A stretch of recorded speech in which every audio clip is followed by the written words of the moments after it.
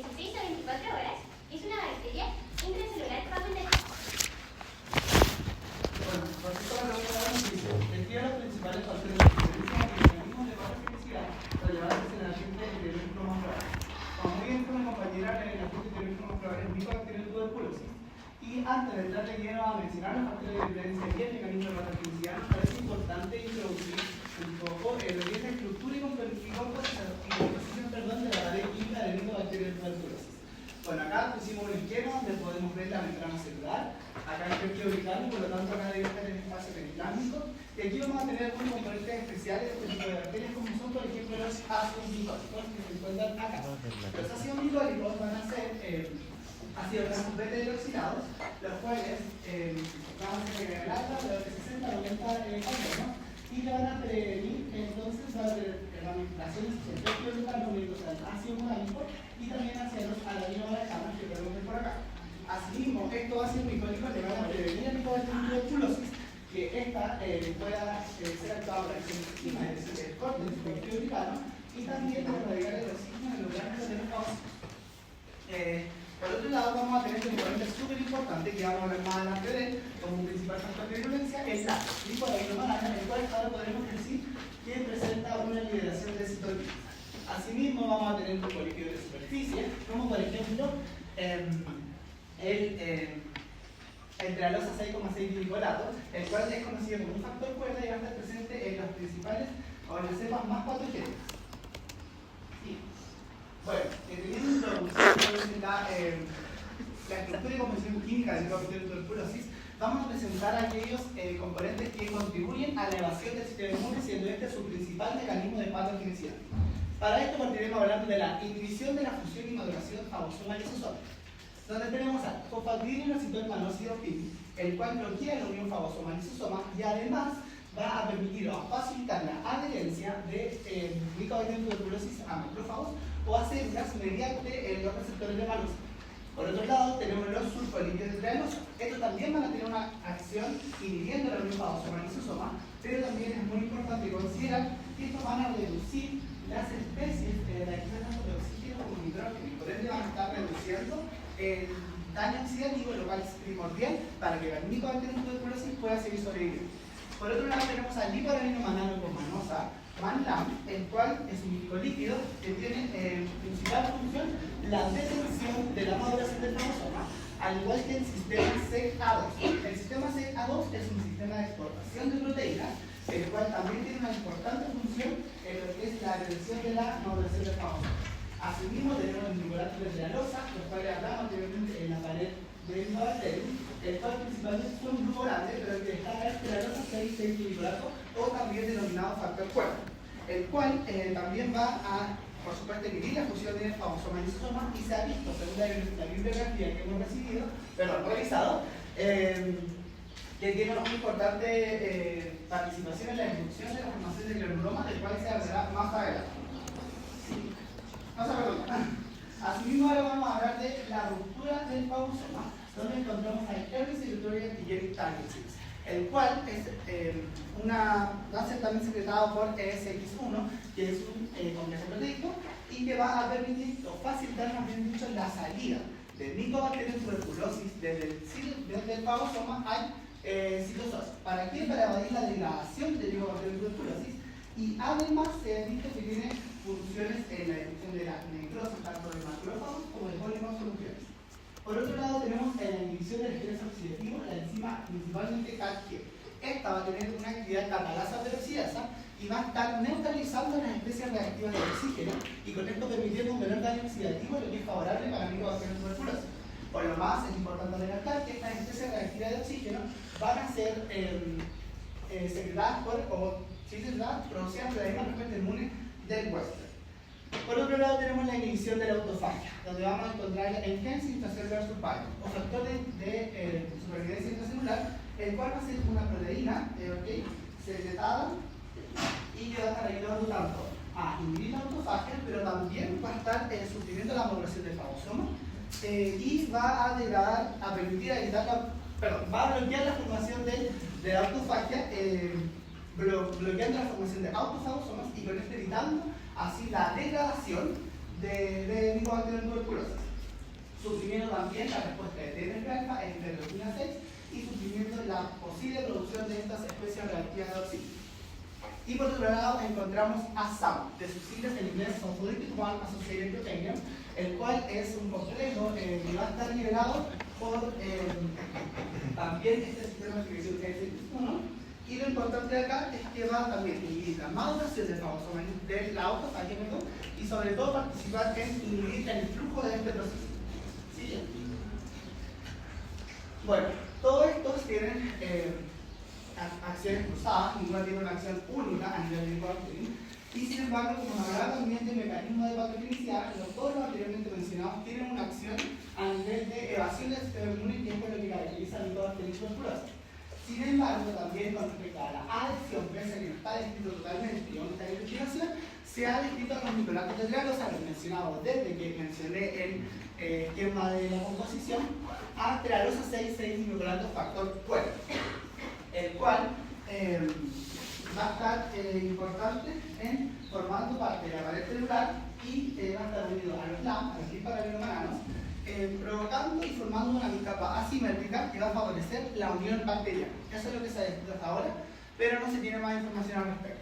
Entonces, a modo de resumen, los mecanismos de patogenicidad, vamos a tener la herencia de la célula del hospedero, hasta ahora descritos microlatos de trealosa, que estamos siguiendo investigación, y por otro lado, la elevación del sistema inmune, que queremos recalcar que es el principal mecanismo de patogenicidad del Mycobacterium tuberculosis, como el liparabelomano y el fosfatidilocitor manos.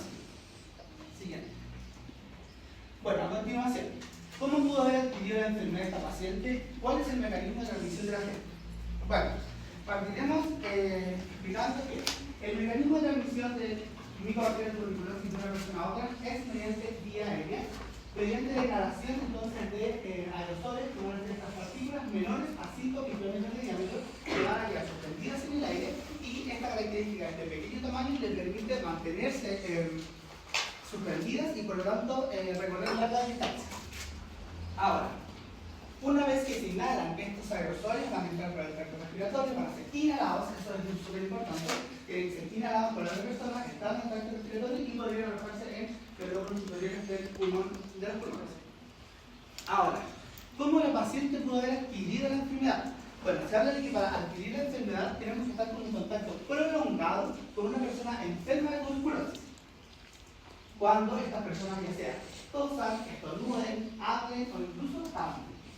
Vamos a definir según la bibliografía un contacto prolongado, aquel contacto con personas que residamos bajo el mismo techo o incluso con personas extradomiciliares con quienes pasemos un tiempo de mayor de 15 horas durante a la semana.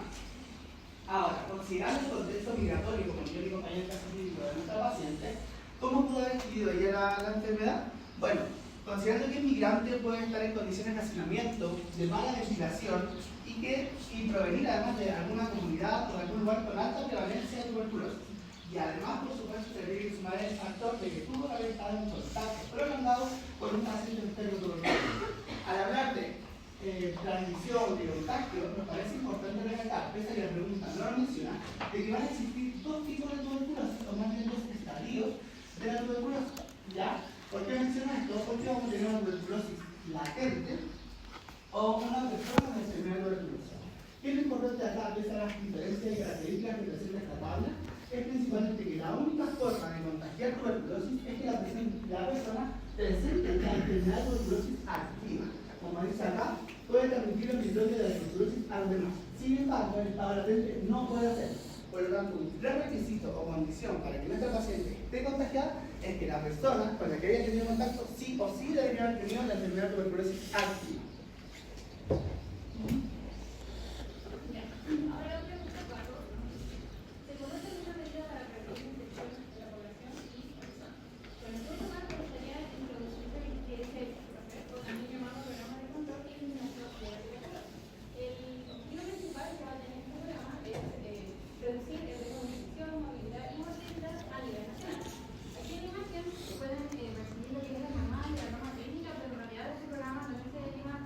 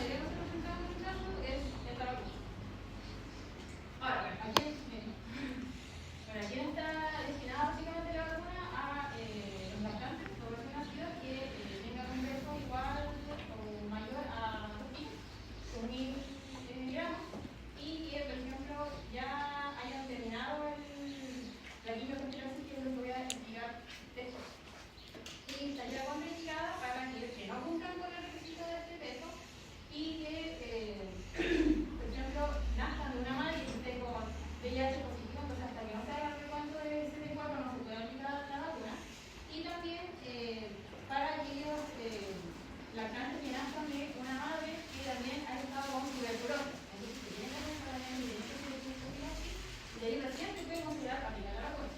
También para aquellos menores que tengan el sitio de función comprometido, tampoco se puede aplicar la vacuna.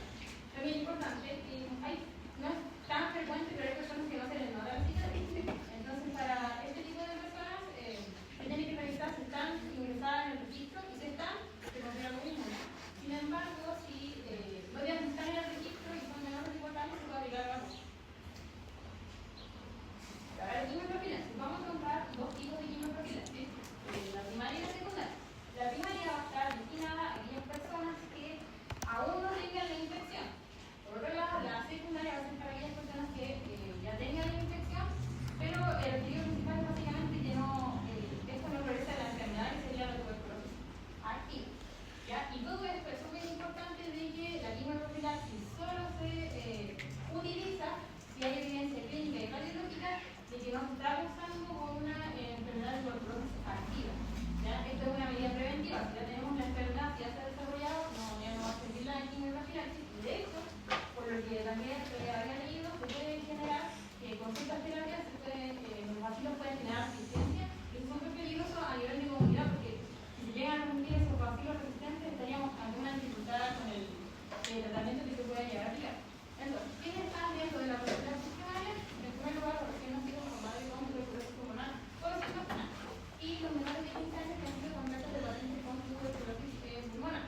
Por otro lado, la profilaxis secundaria sería las personas con neuromovilidad, grupos especiales de cualquier edad con infección reciente y pacientes con algún grado de inmunodepresión infectados. Ahora, hablamos un tipo de elección, básicamente para la profilaxis primaria. Se van a entregar isoniazida una vez a la semana al adulto que está responsable del menor y va a ser una dosis de 20 miligramos por kilo en una toma diaria. Ya, los controles son mensuales y al tercer mes se va a evaluar, dependiendo de la evolución, si se continúa hasta 6 meses o se suspende la quimioprofilaxis. Por otro lado, en cuanto al esquema de la profilaxis secundaria, tenemos una terapia HRT, ya que es isoniazida con una especie de rifampicina, no me acuerdo si rifampicina, no me acuerdo muy bien el nombre particular, pero básicamente es una rifampicina que no interactúa tanto con otros medicamentos. Ya es una suscripción directa, es decir, el personal está ahí viendo y cómo se toman los medicamentos. Y la dosis es semanal de 15 miligramos por también por persona cada 3 meses y siempre se va evaluando efectivamente si está funcionando la quimioprofilaxis. Ahora, también hay una quimioprofilaxis para aquellos pacientes que tienen tuberculosis MDR, que sería multidroga resistente. Ahí no se sigue quimioprofilaxis hasta que se consulte al comité de la la quimioprofilaxis se discute porque siempre se tiene que estar generando informes que lleguen al nivel central del proceso. Bueno, luego tenemos la prueba de fertilidad o PPD de llevado proteíco purificado. Esta es más una prueba complementaria para saber si el paciente del que estamos tratando tiene infección o no. ¿Ya? Entonces, básicamente va a ser una inyección intradérmica de un extracto proteico purificado de tuberculosis que va a provocar una reacción alérgica a provocar. ¿Qué significa esta reacción alérgica? Básicamente va a ser el reconocimiento del antígeno por parte de la célula del sistema inmune. ¿Ya? Esto es importante porque básicamente ya el individuo va a estar previamente ya va a haber tenido un contacto con el vacío. ¿Ok?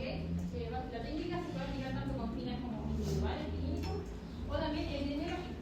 ¿Ya? Sino para evitar infección. Eso es súper importante. Esta prueba solo me va a decir si está posiblemente infectado. No me va a decir si está enfermo o a la gravedad de la enfermedad como tal. Bueno, aquí podemos ver la tabla, que sería la interpretación de los resultados. Y van a haber dos tipos de clasificaciones, que son las personas reactoras y las personas no reactoras. Ya si hablamos de reactoras, nos está diciendo de que había una infección. Y no reactoras serían personas que no están infectadas o también súper importante, falsos positivos. ¿Ya? Entonces, por eso esta prueba para ver la manera. Pero básicamente también hay distintos tipos de reactores, pero si la reacción es que podría haber la infección. Ahora, lo importante, lo que quería llegar, es que esta prueba no tiene tanta efectividad a veces, sobre todo en países que ya tienen la vacuna. ¿Por qué? Porque la reacción alérgica que puede dar puede ser por la infección de la micobacteria, pero no me va a decir específicamente qué es micobacteria. Como dijo mi compañera anteriormente, hay altos tipos, entonces no me va a indicar específicamente esta micobacteria. Y también, lo otro que puede pasar más que por una infección, por la respuesta que ya se produjo antes como previa por la vacuna. Entonces, básicamente, siempre está raro, yo tengo la razón, pero puede ser por una infección o porque ya apliqué la vacuna, entonces ahí se pierde su efectividad. Por ejemplo, en países como Chile, que tiene la vacuna, a veces sirve y a veces no me permite discriminar específicamente de qué se trata.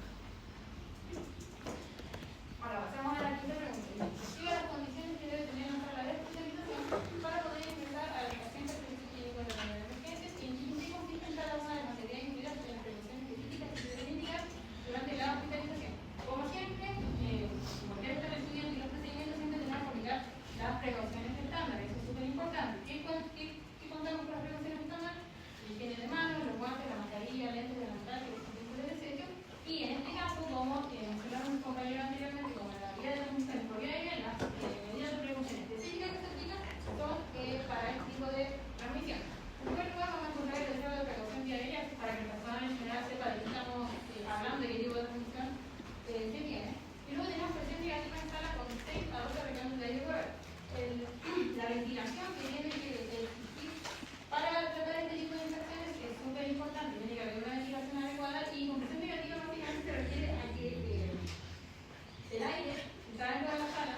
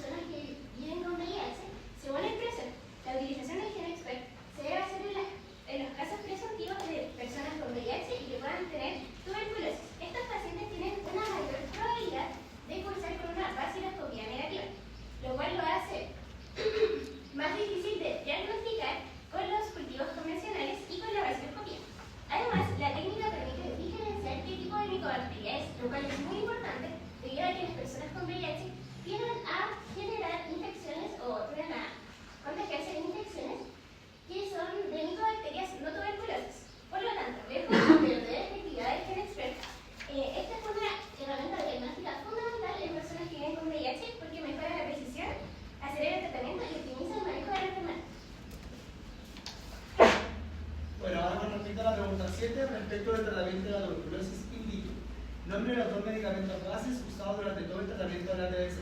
Bueno, esto según el PROCES, que es el Programa Nacional de Control y Eliminación de Tuberculosis en Chile. Vamos a tener un esquema donde primero tenemos una fase intensiva y una fase de continuación, donde primero vamos a hablar de la fase intensiva.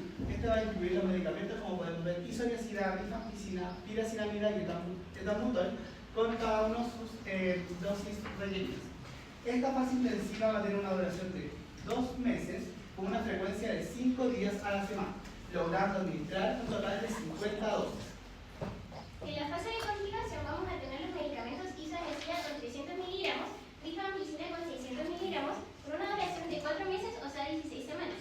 La frecuencia es 5 días a la semana, considerando las dosis totales de 80 dosis. Tenemos que tener mucho cuidado con este tratamiento con personas con enfermedad cavitaria, debido a que puede generar fracaso del tratamiento, una recaída o resistencia a los medicamentos. Esto es muy importante debido a que la paciente del caso clínico posee enfermedad cavitaria. Bueno, seguimos con la misma pregunta 7, pero en la pregunta 2, que dice: ¿cómo controla la efectividad del tratamiento aplicado? Bueno, la efectividad del tratamiento aplicado lo vamos a poder evidenciar o comprobar mediante un enfoque clínico, es decir, buscando la resolución de síntomas como la fiebre, la tos, la hemóptisis y la pérdida de peso que presentaba nuestra paciente. Lo podemos hacer también desde un enfoque microbiológico, buscando la conversión de la vaciloscopía de un resultado positivo a negativo, teniendo en cuenta que esto se hace tanto al final de la fase intensiva, que era la fase 1 intensiva de los 2 meses, y al final del tratamiento. También lo podemos hacer en un enfoque radiológico, es decir, buscando la disminución de las lesiones pulmonares que van a estar presentes ya sea en las radiografías o en las tomografías. Y asimismo, y muy importante, lo tenemos que hacer en la adherencia. Como hemos visto, el tratamiento es bastante extenso, largo y requiere un compromiso por parte del paciente. Por lo tanto, requiere de una supervisión directa del tratamiento para asegurar que nuestro paciente complete las dosis requeridas. Ahora en la parte 2 de la pregunta 7, en base a los 2 tratamientos básicos utilizados durante todo el tratamiento de la TBC, ¿cómo pueden interferir en el comportamiento de los otros fármacos? Algunas interacciones farmacológicas que hay que tener en cuenta son la isoniazida, que aumenta los niveles de fenitoína-trinantina en sangre, y de disulfiram antabúrtico. También la rifampicina disminuye los niveles en sangre de diversos fármacos, como los anticonceptivos orales, la warfarina, los anticoagulantes, que son medicamentos que diluyen la sangre, las sulfanilureas, que se usan para diabetes, y la metadona. También la rifampicina está contraindicada en las personas con VIH que tienen tratamiento de la inhibición de la proteasa y con la mayoría de los inhibidores no nucleosídicos de la retrotranscriptasa. La pregunta 8. Explique el curso temporal de la respuesta inmune que se genera frente a este patógeno desde la infección hasta las etapas del daño avanzado. Considere que el paciente no sabe que está infectado y por tanto no recibe tratamiento. Pero primero que todo, les quiero que vayan bien atentos con los dibujos porque se hizo de esta forma para que se pudieran entender de una forma más lúdica y que puedan identificar después en las imágenes más grandes que es cada cosa. Bueno, como podemos ver, esto también tiene un curso cronológico y vamos a ir llegando número por uno. Primero, tenemos que esté Mycobacterium tuberculosis y llegue un huésped susceptible. Toda esta etapa la vamos a llamar la de la infección. ¿Por qué? Para que el Mycobacterium tuberculosis se llegue a desarrollar dentro del paciente deben haber 2 factores principales. Primero, que haya una baja cantidad de surfactante en el sistema respiratorio, y segundo, que haya una dosis adecuada de Mycobacterium tuberculosis para que realmente sea efectiva su infección, es decir, una dosis alta infectiva. Ya entrando Mycobacterium al sistema respiratorio de forma inhalada, este se va a ir a los pulmones específicamente. Como dije, lo ideal es que haya una baja cantidad de surfactante pulmonar porque este hace que la pared del Mycobacterium tuberculosis desaparezca. Por eso es relevante de que haya poco, porque así puede ingresar más fácilmente al parénquima pulmonar. Entonces, ¿qué va a hacer Mycobacterium tuberculosis? Lógicamente, ante un patógeno extraño, los macrófagos alveolares van a estar presentes y lo van a fagocitar. Entonces, eso sería la etapa número 3, la fagocitosis. Dentro de ello, lo importante es que la bacteria va a quedar dentro del macrófago alveolar y va a liberar el SAT6, que era el Early Secretory Antigenic Target 6 kilodalton. Y esto va a ayudar que no se madure el fagosoma lisosoma ni que tampoco se rompa, por lo cual no se va a terminar llevando a cabo la fagocitosis por parte del macrófago alveolar. Por lo cual, esta célula va a ser el huésped como final o más pequeño de la bacteria y va a empezar a replicarse. Esto va a tomar de 5 a 6 días. Tenemos que considerar que no es una sola bacteria, sino que la cantidad adecuada para llevar a cabo la infección. Y esto más o menos va a generar una cantidad de bacterias de 32 a 64 bacterias, ya que como mencionó antes mi compañera, tiene un ciclo reproductivo súper lento. Hay una división cada 16-24 horas, por lo cual no se llega a grande cantidad, pero como son muchas bacterias simultáneamente, genera una cantidad mayor. Es importante destacar que dentro de esto, este ciclo se va a volver a repetir siempre, porque son muchas cosas que pasan simultáneamente. Entonces, principalmente aquí vamos a tener infección, evasión de la fagocitosis y reproducción, pero también van a pasar otras cosas. Si bien la bacteria entra al macrófago alveolar y no lo va a ocupar para reproducirse, esta inhibe parcialmente la síntesis y liberación de citoquinas, pero también se van a seguir secretando, como dije, porque no es una inhibición total. Y aquí es cuando va a empezar la respuesta inmune como más compleja o más elaborada. Primero vamos a tener una respuesta inmune de inflamación local, que va a ser como lo más básico que podría generar la bacteria fuera de entrar y inhibir la fagocitosis en la alveolar. Para ello se van a liberar las citoquinas interleucina 1, 6 y TNF-alfa. ¿Esto qué va a generar? Que se recluten monocitos y neutrófilos. ¿Cuál va a ser la función de ellos dentro de esta infección?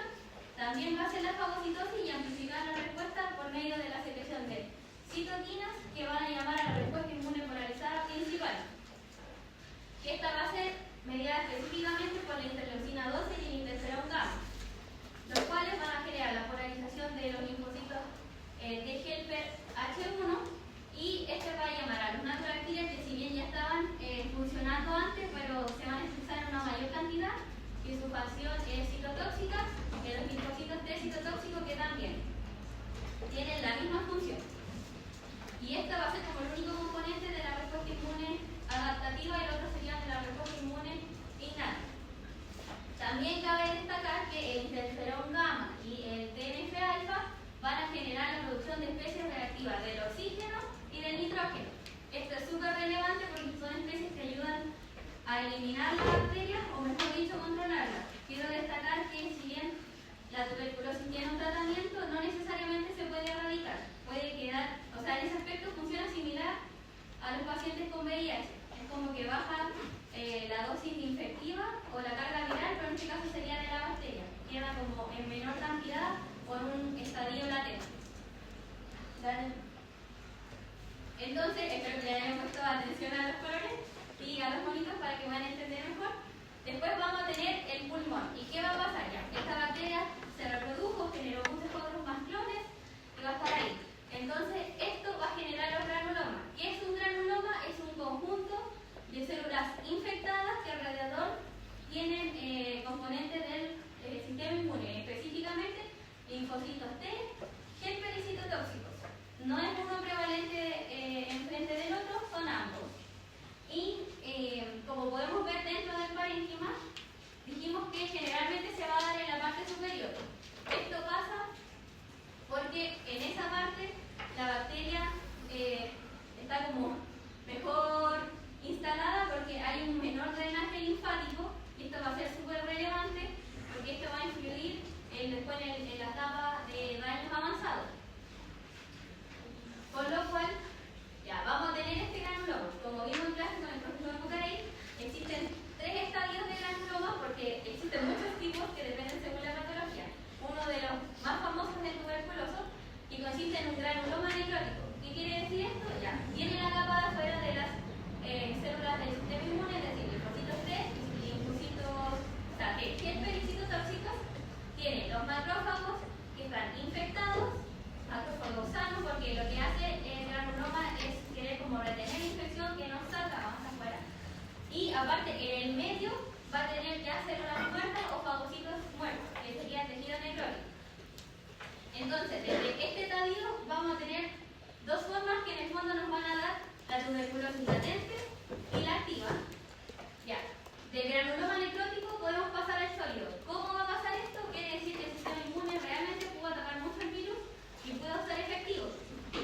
Si bien puede que no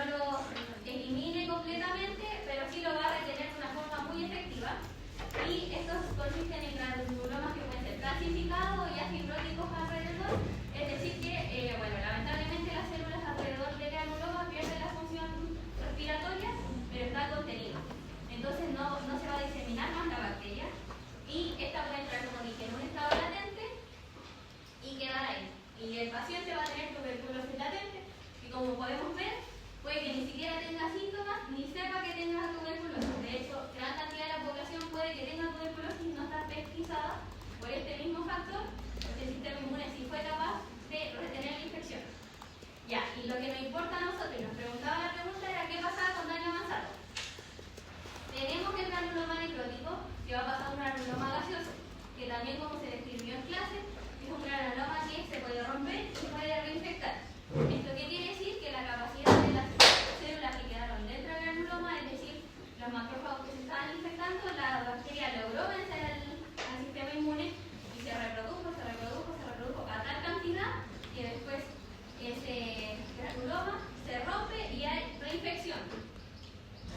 Como tal, y mencioné antes, ya, estos granulomas se van a encontrar en la parte apical del pulmón. Y es súper relevante porque, como dije, hay menos el drenaje linfático.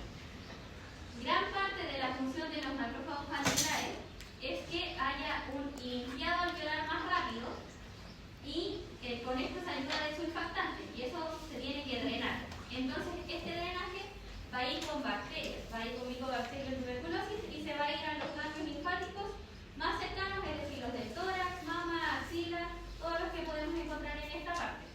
Cuando llega a ese estadio se va a producir una linfadenitis, lo cual significa una infección en los linfonodos grave. Y como nosotros podemos ver aquí y sabemos, los linfonodos están muy conectados con el sistema vascular. Otra cosa también súper relevante de los granulomas, que siempre van a estar en partes donde haya mucha irrigación y recambio de sangre. Entonces, si bien esta reinfección puede ir de nuevo por el sistema sanguíneo de nuevo al pulmón y puede reinfectar otras partes o el otro pulmón, también puede seguir por la sangre y hacer una infección sistémica. Esta específicamente se va a dar en huesos y en riñones porque son las dos partes del cuerpo que tienen un mayor recambio de sangre y también tienen las condiciones adecuadas para el desarrollo de micobacterium tuberculosis. Entonces, si bien puede que nuestra paciente esté en el estadio de granuloma necrótico, si no tiene tratamiento, porque ella mencionó que igual tenía miedo de asistir a una red de salud por ser inmigrante irregular, podría llegar a una falla sistémica tanto renal como en la producción de sangre. Entonces, podría ser un cuadro clínico más grave todavía. Ya. Pregunta 9. Desde el enfoque de derecho, refiérase a las garantías para la atención y tratamiento de la TBC. ¿Cómo influyen las políticas migratorias del país en la accesibilidad de esta paciente extranjera a los servicios de salud y qué barreras enfrenta? Primero, queremos destacar que si bien está el miedo inmigrante, también falta mucha información por parte del MinSal con respecto a esto. Porque no es una información tan masiva como son otros planes nacionales que funcionan súper bien. Por ejemplo, Chile Crece Contigo tiene mucha información. Si bien el paciente también tiene responsabilidad de informarse, no podemos saber, como decía mi compañera, en qué condiciones vive. Quizás esta persona no puede tener acceso a internet, no puede tener acceso a una televisión o un medio de comunicación masivo en el que se puede informar, por lo cual creemos que la principal barrera que enfrenta es la de su información. Ahora, como tal, ¿qué programas existen para los extranjeros para que puedan atenderse? El MinSal tiene un programa que se llama Programa o Salud del Inmigrante y dice: formación para inmigrantes, la salud la hacemos todos. Porque este programa es totalmente gratuito y cualquier inmigrante se puede atender en cualquier rango etario que tenga. Si bien, como todos sabemos, en la salud hay ciertas preferencias a ciertos rangos etarios, pero la TBC es una de las enfermedades que primero está para el tratamiento de migrantes por el tema de la pesquisa y no generar una mayor diseminación de la bacteria. De hecho, a nivel legal existe el decreto número 67 que se legisló para que todos los migrantes que lleguen a Chile puedan tener atención a salud gratuita. Además, dentro de esa atención se va a hacer la afiliación con FONASA del tramo A y actualmente también con la ley del copago cero, estas personas, como mencioné antes, no tendrían que pagar absolutamente nada mientras atiendan en un servicio de salud público. Entonces, en el fondo, a modo de resumen, es que esta instancia solamente falta la información y educar al migrante. También solo para agregar, entonces también está escrito que los equipos que tienen que encargarse de la tuberculosis tienen que contar con un intérprete. Entonces, en este caso primero nos dicen de dónde proviene la paciente. En el caso de que existiese una barrera idiomática, ayudaría el hecho de que existen este tipo de medidas. Bueno, aquí está toda la infografía que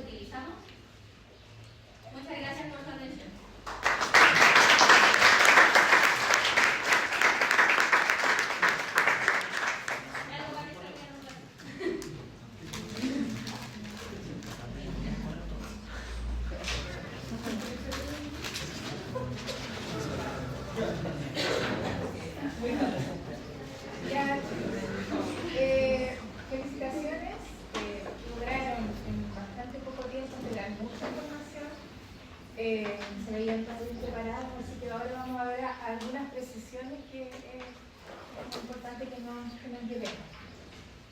Carmen, ¿quieres participar?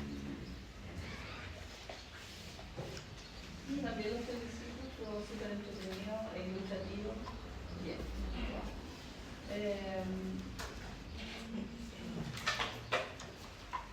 Creo que hablaron.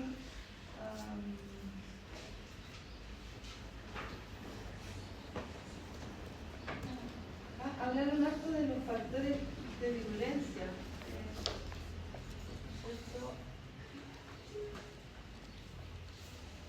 Quisiera preguntar, no sé, puede ser María Fernández. ¿Qué tipo de pared es la que tiene la Mycobacterium tuberculosis? O sea, tiene una pared formada por los componentes que nos dan mi compañero, pero en sí es una pared ácido alcohol. No es como, digamos, como una bacteria típica como generalmente hemos descrito. Esa es como la particularidad que tiene. ¿Qué características hacen que sea ácido alcohol resistente? Toda la importante como porcentaje de líquidos que presenta. Eso es lo que lo caracteriza. Puede ser en los ácidos licólicos, que son líquidos, y los líquidos superficiales. Eso es importante que lo tengan en cuenta. Otro, no sé, arriba, de estos factores de virulencia, ¿cuáles son las cosas? Ustedes mencionaron muy bien lo que hacía cada uno, pero ¿qué consecuencias tienen estos factores de virulencia? Como si uno lo quisiera decir en general. El principal factor en general es la evasión, entonces genera que para el...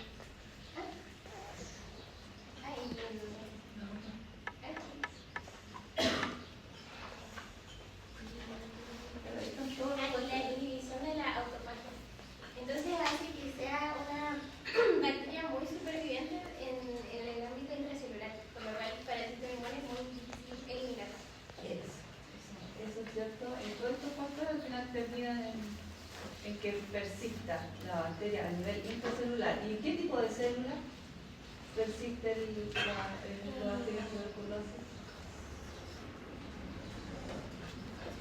Sobre todo los alveolos tienden a sobrevivir y los macrófagos. En los macrófagos alveolos, específicamente. O sea, células del sistema inmune. Claro. Y creo que lo otro que debería también. No sé quién. A ver, ¿quién? Emilia. Por ejemplo, hablaban de la transmisión. ¿No es cierto? ¿Cuál es la transmisión? ¿Cuál es la transmisión? Y de ahí te voy a consultar sobre una de las medidas.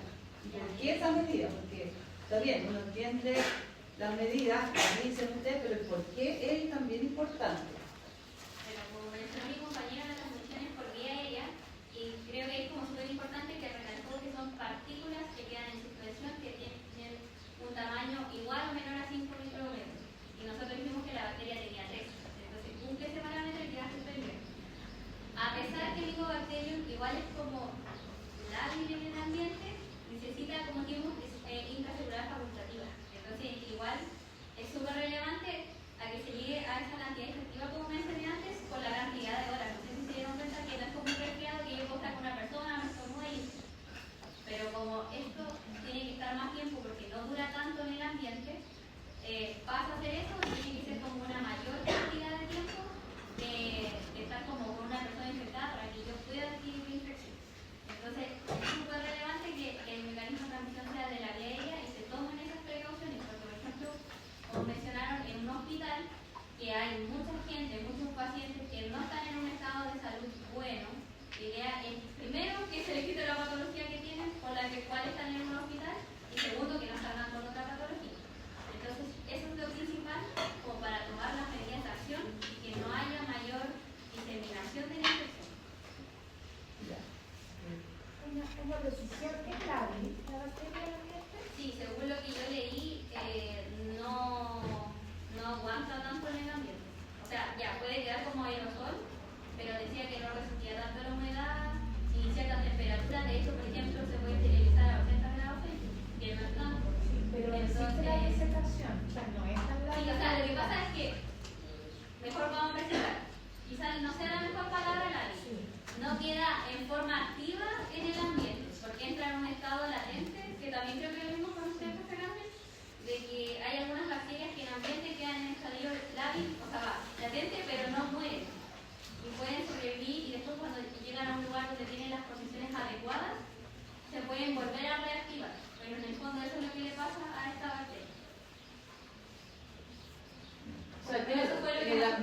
se va a... No va a morir, pero no va a estar tan activa. Por eso Se va a es activar relevante cuando la infecta a los sí, bebés. cuando sea inspirado.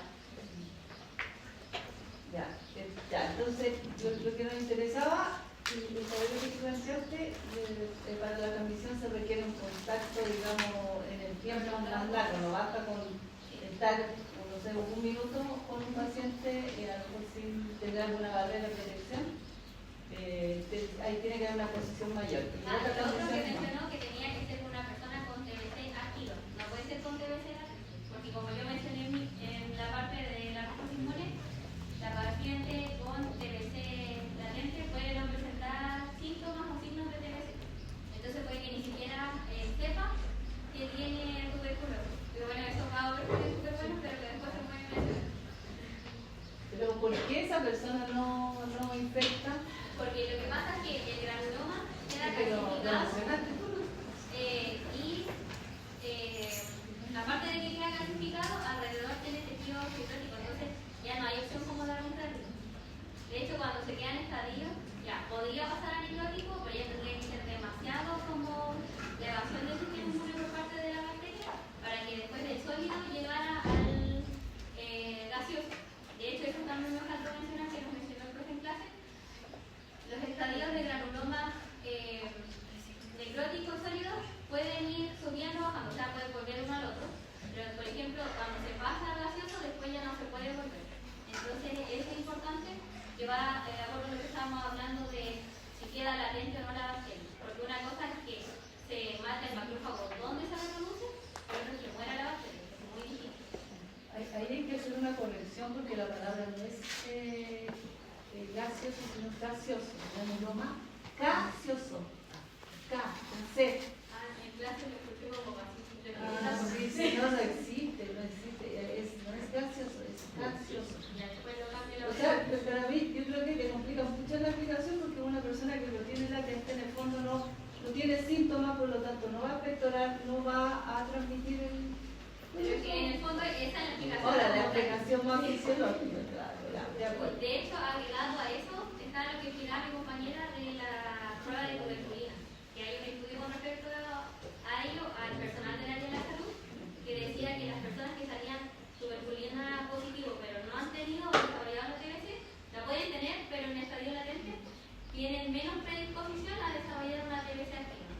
Y eso es como súper relevante como a la hora de estar en contacto con los pacientes. Entonces, ¿para qué me sirve el PPB o el IGRA o cualquier otro examen que pidas? ¿Para qué?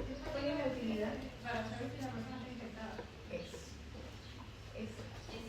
Que no es infección que no es enfermedad. Claro, porque si no hay el riesgo de que andan infectando a... La última que yo quería hacer, ¿a quién más? A ver, María... Me quedo con María Fernanda. Francisco. Por ejemplo, tus compañeras hablaron de... compañeras parece que hablaron de la...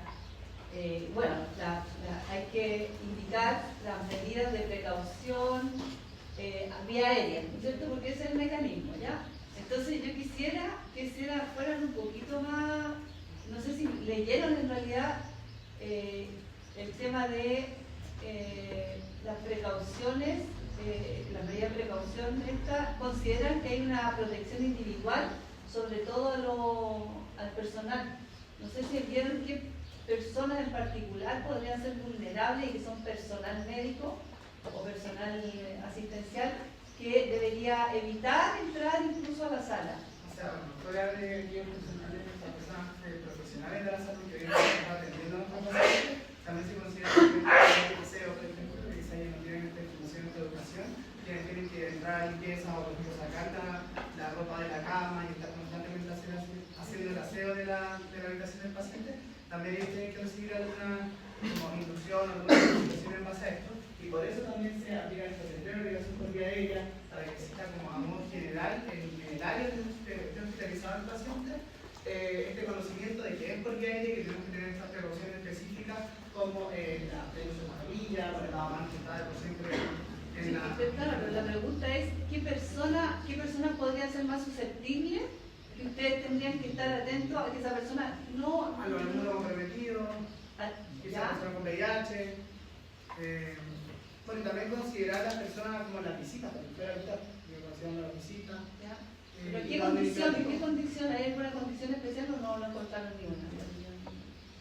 ¿Usted? ¿Ya alguien con VIH de acuerdo? O sea, aquí hablamos del VIH, no uso de riesgo, personas diabéticas, como mencionamos, personas adultas mayores, realizadas en esencia celular. No, pero adultos mayores no son Claro. personas tampoco. Pero que, por ejemplo, hay doctores que tienen más de 60 años. Ah, ya, También hay que más de considerar. 60.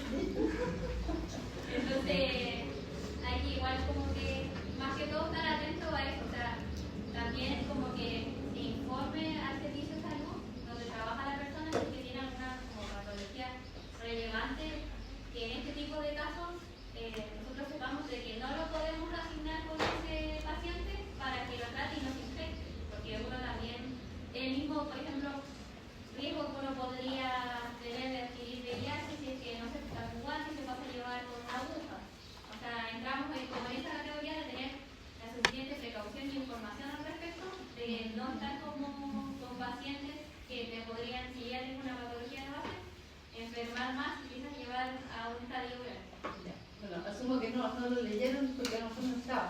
Embarazada también, son más susceptibles. Ya, el personal que está embarazado no debería estar ahí. Entonces, es bueno que ustedes, porque ustedes son, digamos, en el fondo, en cierta forma, una autoridad que va a dar las condiciones. Las enfermeras también van a ser, digamos, lo van a apoyar en esa labor. Entonces, embarazadas no deberían atender a estos pacientes. Son más susceptibles, eso es lo que me refería. Eso, ¿qué pasa si, qué pasa con las visitas en este caso? ¿Cuál sería la indicación o pueden entrar las visitas porque tenemos un paciente aislado?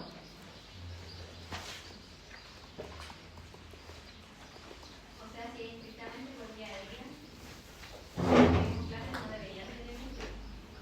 A menos que no, porque, a ver, que no sé cómo expresarlo. Lo que pasa es que la visita no tiene quizás la educación que tiene el personal de salud con respecto al elemento de protección personal y que debe como que cumplir al entrar a la instalación donde va a estar el paciente, donde podemos decir que si bien a ver que la visita se todo el día en el hospital, no se podría contagiar como hablamos antes, pero no sé, yo siento, a mi juicio, que igual podría quedar como criterio médico. Ya, Porque como dijimos, no estaría el tiempo como requerido, pero habría que educarlo con respecto a qué debe usar para ver. ¿Y qué debería usar? ¿O cuál? La mascarilla primero, N95, que es como lo más relevante, porque impide el paso de las bacterias, de los delantares clásicos de esos que nos dan para el laboratorio, los lentes, y de la, no recuerdo cómo se llama, pero de esas creo que son termógenas para los pies. ¿Será necesario? Yo creo que sí, igual. Yo no me arriesgo, así como que Ya. que vaya Bueno, con cuidado. ¿sabes por qué te hago esta pregunta? Bueno, porque pasó una situación bien compleja. Un paciente PD del Hospital de los Andes que estaba en aislamiento, después de los pacientes que están 2 semanas con tratamiento pueden ser derivados a un centro de menor complejidad y la idea es tratar a los pacientes de manera ambulatoria si es que no están muy graves. Y resulta que en el Hospital de los Andes le damos posibilidad a los familiares de alimentar al paciente. Pero lo trasladamos a otro hospital y en ese hospital no le daban la posibilidad a sus familiares de darle alimentación. Por eso les hago la pregunta. Y yo creo que diste en el clavo en el que el criterio médico, pero sí podría, si usan los elementos de protección personal y sobre todo la mascarilla, y usted como el equipo médico en general puede instruir a la familia que por lo menos lo pueda alimentar, es algo muy beneficioso para el paciente. Lamentablemente, después de esta medida que se tomó, el paciente obviamente bajó mucho más de peso, agravó y terminó falleciendo. ¿Ya? Entonces es importante que consideremos la transmisión y que veamos el tema de cómo es para poder enfrentar de buena manera no solamente esta patología, sino que las que corresponden, porque a veces uno dice aislamiento y chuta, es como que Como dejarlo ahí. claro, lo vamos a dejar ahí, y sobre todo si sabemos que tiene que tiene tuberculosis. Entonces hay mucha gente que piensa que la tuberculosis no existe. Entonces si le dio tuberculosis, mejor no lo miremos o dejémoslo ahí quietito. Me estoy refiriendo no al personal de salud, sino que al resto de las personas. Entonces, ahora la otra pregunta que te hago, ¿qué pasa si no tenemos un hospital donde haya presión negativa, donde no se pueda hacer recambios de aire en esa sala? ¿Qué hacemos? Yo leí que en esos casos, entonces la ventilación ambiental era sumamente importante. ¿La qué? Ventilación ambiental. Si nosotros no tuviéramos un lugar, si ustedes en algún momento les corresponde ir a un hospital que no tenga la infraestructura adecuada, basta con que las ventanas estén abiertas, entre la luz, se haga continuamente aseo, ¿cierto? Y se mantengan las medidas, eso es suficiente, ¿ya? Así que eso también es importante de saberlo, porque no todos los hospitales tienen salas adecuadas, a veces los hospitales están a tope y ya las salas de aislamiento no son muchas tampoco, ¿ya? Yo quería preguntar, ¿a quién le vamos a hacer la pesquisa? ¿A qué pacientes a qué personas les vamos a hacer la pesquisa? Aquellos pacientes que sean como sintomáticos respiratorios. ¿Ya? ¿Es suficiente que sea sintomático respiratorio? O sea, que muestran, digamos, un signo, no sé, no la tos. De hecho, me acuerdo que sabía que en las salas eran, las personas que estaban involucradas en esta tenían que, el lenguaje siempre como tener ojo de las personas como tal. ¿Ya? Pequeños aparatos. Pero hay un pequeño cambio desde la norma del 2021-22. Antes, todos los sintomáticos respiratorios le tomábamos la muestra para TBC. Y ahora se la tenemos que tomar al caso presuntivo de tuberculosis. ¿Ya? A esa persona tenemos que investigarle la TBC y que esa persona no solamente basta con que tengan 2 semanas de tos y expectoración, sino que además tiene que tener una condición asociada que es la que está ahí. Tú lo dijiste muy bien. ¿Por qué te hago la pregunta? Porque la idea es pesquisar a los pacientes con TB en aquellos grupos vulnerables, ¿ya? O aquellos que tienen una condición clínica que nos indica que puede ser TB. Para eso no solamente basta con que tenga dos semanas de tos con flema, digamos, ¿ya? Y ese es el cambio que se hizo de la normativa anterior. Inclusive antes decían hay que tomar 50 vaciloscopías por cada 100 consultas, por cada 1000 consultas, pero y era como una meta. Y esa meta nunca se cumplió porque en realidad la gente nunca tuvo expectoración, ¿ya? Entonces la norma ahora dice que para hacer estudio de TB tiene que tener 2 semanas de tos y expectoración y estar asociado a lo menos a una de las condiciones que está ahí. ¿Ya? Entonces eso también es algún dato nuevo que sería importante que se lo llevara. Ahora lo otro, ¿qué pasaba con los pacientes con VIH? Yo les hice la pregunta por qué perdía utilidad el Ginexper en los antes tratados y en el paciente VIH. En el antes tratado, tú lo dijiste muy bien y lo podrías repetir, Carmen. El Genexpert identifica vacilos vivos como muertos, entonces a veces van falsos positivos porque identifica ADN viable como no viable. Claro. Entonces, por ejemplo, justamente me pasó el viernes de la semana pasada que nos salió un trazas, positivo trazas. Y averiguamos que justamente había terminado su tratamiento en enero de este año. Entonces ahí, ¿qué es lo que hay que hacer con ese paciente? Tenemos que hacer otro tipo de prueba y puede ser vaciloscopía o cultivo. El cultivo es muy largo, entonces normalmente se toma vaciloscopía, a pesar de que el cultivo es como el cual pero es muy, demora mucho tiempo, entonces. ¿Pero qué es mejor? Ajá. Si yo hago una vaciloscopía y los vacilos están muertos. Entonces el cultivo, aunque se demore más. Ya. Entonces la utilidad del cultivo es importante, ¿ya? Y también la vaciloscopía y el cultivo es importante en los pacientes VIH. Sí. ¿Por qué? Porque igual hay otros casos donde yo vi que cuando las pacientes de VIH también podrían generar alguna tuberculosis ¿cómo se dice esto? Como extracelular, algo así, como extrapulmonar, eso. ¿Ya? Tuberculosis extrapulmonar. Entonces el Genexpert no podía pesquisarlo, entonces tenía que ser sí o sí o con cultivo o con vaciloscopía. Ya. Y ahora, pensando, y pregunta para todos, si la prueba molecular identifica Mycobacterium tuberculosis y yo tengo un paciente con VIH que me da negativo en la prueba molecular, ¿Puede haber otro micobacterio que lo esté provocando? Sí, porque vimos ahí que había muchos complejos. Entonces, en ese caso, nos va a dar negativo. Entonces, los pacientes de VIH, además de hacerle una prueba molecular, hay que hacerle una vaciloscopía y un cultivo porque probablemente haya otro micobacterio involucrado en el cuadro. ¿Ya? Eso es importante también que lo sepan, porque ustedes lo van a tener que indicar de esa manera. ¿Ya? El examen que hay que pedirle a un VIH, a un paciente viviendo con VIH, además de la prueba molecular, tiene que ir acompañado de la vaciloscopía y el cultivo porque puede tener otro micobacterio que no sea del complejo que esté produciendo el cuadro. ¿Ya? No diferencia, no dice diferencia. La técnica permite diferenciar si se trata de micobacterio tuberculosis o de otro micobacterio. Pero del complejo tuberculosis, no de los... Eso, es que identifica que está presente el complejo micobacterio tuberculosis, pero no que especie La de especie, micobacterio. entonces el género, todo micobacterio en general. Lo otro... entonces, respecto del tratamiento, a todos los pacientes, podría decir, ¿a quiénes vamos a tratar? Porque vimos que el tratamiento era súper complejo, digamos, porque utiliza diferentes tipos de fármacos, antibióticos, ¿cierto? A todos los pacientes los vamos a tratar. Porque ustedes pusieron, no en esa parte, sino que en donde había la quimioprofilaxis. O sea, ¿cómo se trata aquí en la enfermedad? Necesitamos hablar de una tuberculosis activa, que es tuberculosis latente no aplica.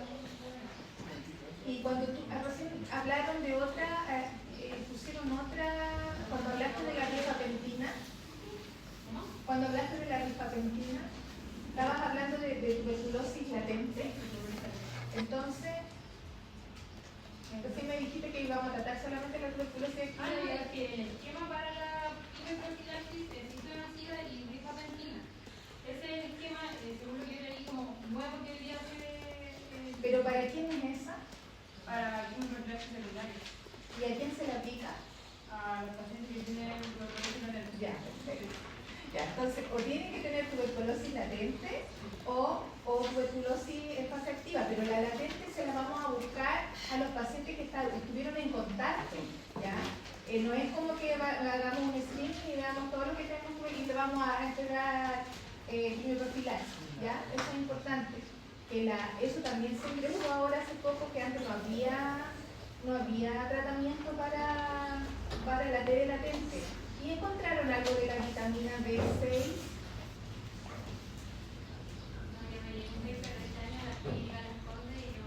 Bueno, la vitamina B6 también se incorporó junto con el tratamiento de la TB latente porque evita o digamos ayuda a prevenir los efectos neuropáticos de estudio.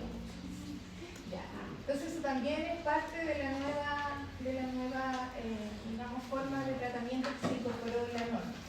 Y por último, ¿puedes poner la diapo de la rifampicina y los efectos que tenía? No, lo de la... Ahí. Entonces, ¿qué podríamos decir respecto de las interacciones farmacológicas, así como en general? Como resumen. Como resumen, el paciente nos tiene que decir qué medicamentos toma para nosotros dar el tratamiento, porque si no le podemos generar algún tipo de intoxicación o falla en el tratamiento. De cualquiera de las dos, por ejemplo, el VIH puede fallar el tratamiento contra el VIH. Ya. ¿Y estos fallos de tratamiento con la rifampicina a qué se deben? Baja la rifampicina baja la concentración de los sustratos, de los inhibidores de la proteasa y de los inhibidores monoglicídicos de la rotultranscriptasa. Entonces eso genera fallos de tratamiento. ¿Por qué? Porque era del citocromo, había como una opción. Sí, del citocromo. Se metabolizaban en el mismo citocromo. Exacto. ¿Ya? En el fondo hay una competencia y por eso se produce el fallo terapéutico de los otros medicamentos, ¿cierto? que están y que el paciente ya está tomando, entonces hay que tener ojo ahí con la rifampicina. Ya. José Luis. Bueno, jóvenes, muchas gracias. La verdad que fue una general lo hicieron muy bien, sobre todo con el periodismo, con magnitudes particulares, Javier lo hizo muy bien, el volumen del tono de voz. Así que felicitarlos por eso, por la presentación y también por el material tan muy bonito, tiene bonito lindo, sobre todo la parte de iconología. ¿Puedes poner esa diapositiva? ¿Puedes poner la siguiente? Acá. Tú fuiste muy enfática en decir que la polarización TH1 iba a consistir en una activación de NK y citocromático. Fuiste muy enfática en hacer hincapié en que esa era la estrategia de respuesta. Sí, esa es la principal. Y ya creo que ya sé a lo que va a ir su pregunta, pero también quizás para informar a la red, igual lo mismo clase, pero quizás por tiempo no le tomamos como una importancia relevante. Lo que pasa es que los cuadros crónicos como la TBC, la bacteria siempre va como ese extra, pero la malta de base del sistema inmune va a igual generar la liberación de otras citoquinas para que se genere otra respuesta inmune. De repente, de hecho, también salía como TH17 o otras polarizaciones, pero esas no va a actuar terminando como tratando de erradicar la bacteria. Por eso la principal es la TH1. Pero en los cuadros crónicos se va a dar este cambio siempre y como va a haber veces que se va a matar la bacteria, otras veces que no, y ahí va a quedar la respuesta inmune. Pero eso también es importante como de notar. Sí, eso es lo mismo en clase, pero en particular aquí, supongamos que TH1 es la respuesta estereoquímica, que así es, ¿cierto? Y no hay nada más que participe en esa polarización. Acuérdense que el concepto de polarización.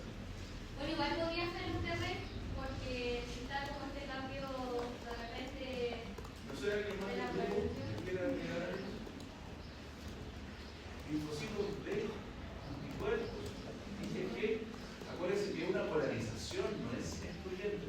O sea, los fenotipos son excluyentes, pero los mecanismos efectores no lo son. Acuérdense que la respuesta celular tiene un componente tumoral y de hecho es lo que permite la detección profesional, ¿cierto?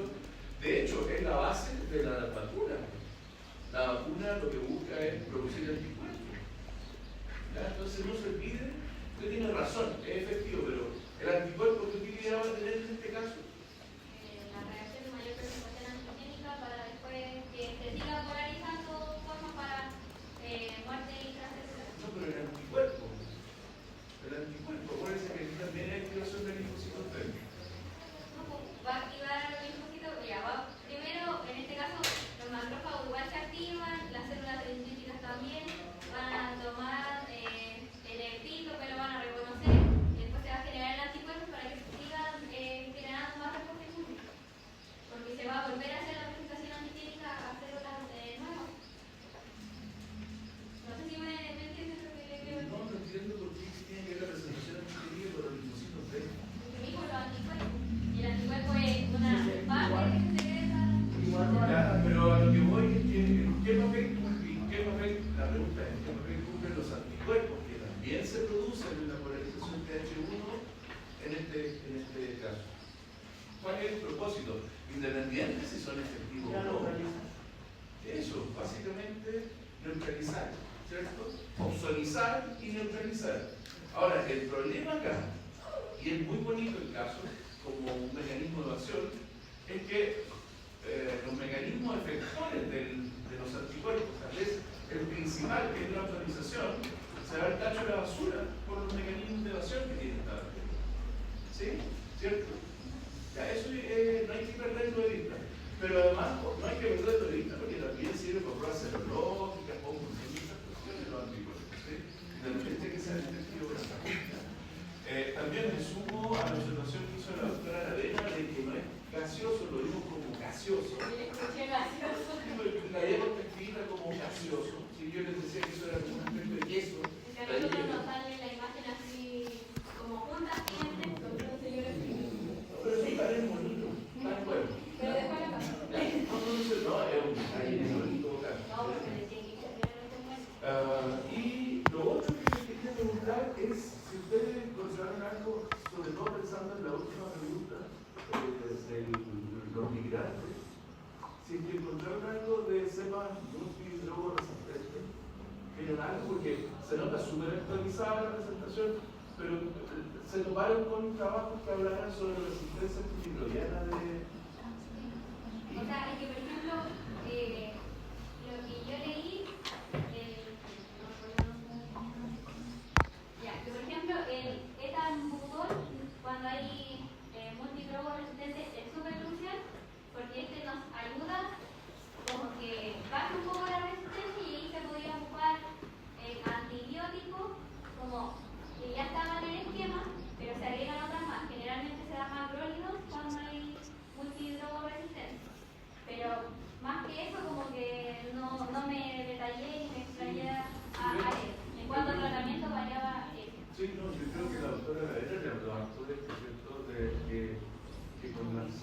multiresistente, en algún momento podríamos quedarnos sin arsenal terapéutico contra la tuberculosis.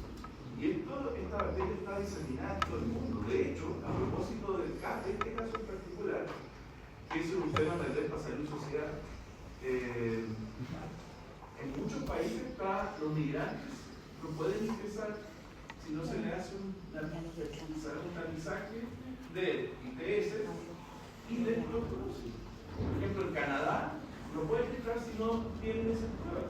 Y si los identifican con esa prueba, los expulsan. Entonces, a ese nivel de... Y ojo, no es por el VIH, es por la tuberculosis. Porque el VIH tiene tratamiento, estoy seguro. Pero tiene que ver un poco con eso, porque están apareciendo cepas multidrogoresistentes y en algún momento podríamos no tener tratamiento. Entonces, igual es un tema que hay que darle vuelta, sobre todo respecto al manejo terapéutico. ¿Sí? Es súper común en las clínicas rutinarias, que digan, demos el mejor si total hay que asegurarse al paciente. Y sí, es cierto. ¿Sí? Pero también tienes que pensar en términos de salud pública que no hay nuevo fármaco. No se está creando nuevo fármaco. Entonces, es un problemazo desde el punto de vista de la salud pública. Y eso es joven. Muchas gracias. ¿Tú querías hablar? Así que también en un factor desde hace mucho tiempo se menciona que gran parte de los casos de tuberculosis entran de Irak antes de la población. O sea, claramente cuando empezó la migración empezó a subir, no subió tanto, pero sí subieron los casos y efectivamente en Centroamérica la prevalencia de la tuberculosis multidrogoresistente es alta. Entonces por eso que tenemos que tener esto. Lo que me interesaría un poco como de, ¿qué es lo que era el DOTS? Era básicamente, como habíamos dicho, de la solución directa de tratamiento, porque igual tirar como mirar que tratamiento, porque Directamente observado, sí, o ya, o serializado, eso es súper importante. porque vimos que es fácil de seguir haciendo Son muchos meses de tratamiento. y como vemos también en otra paciente que tenía daño hereditario, y entró como una interrupción dentro del tratamiento, En ese sentido, lo que ustedes como clínicos deben tener claro que ya con 2 semanas de tratamiento efectivo, el paciente podría empezar a hacer su vida relativamente normal. Ahí ya uno le puede dar de alta, le puede trasladar, ¿cierto? Pero la idea es que se aseguren al menos las primeras 2 semanas de tratamiento efectivo, ¿ya? Y que el tratamiento efectivamente sea directamente observado y supervisado. Eso es una de las cosas más importantes de la TB. La TB no ha desaparecido, es una enfermedad compleja por la medida de transmisión. Tenemos que cuidar a nuestras poblaciones cerradas, tenemos que tener ojo con los adultos mayores, todo ese tema hay que tenerlo claro. No hay que olvidarse de pesquisar la TBC. Ya cuando ustedes lleguen a atención primaria va a ser algo que no se les puede olvidar. Sí, quiero referirme, chiquillos, bueno, felicitarles por la presentación, la verdad es que también estuvo muy, muy clara, al menos para mí que no soy del área, pero sí me veo muy atraída como por ir entendiendo y aprendiendo cada vez más con lo que exponen desde el punto de vista más biomédico, digamos.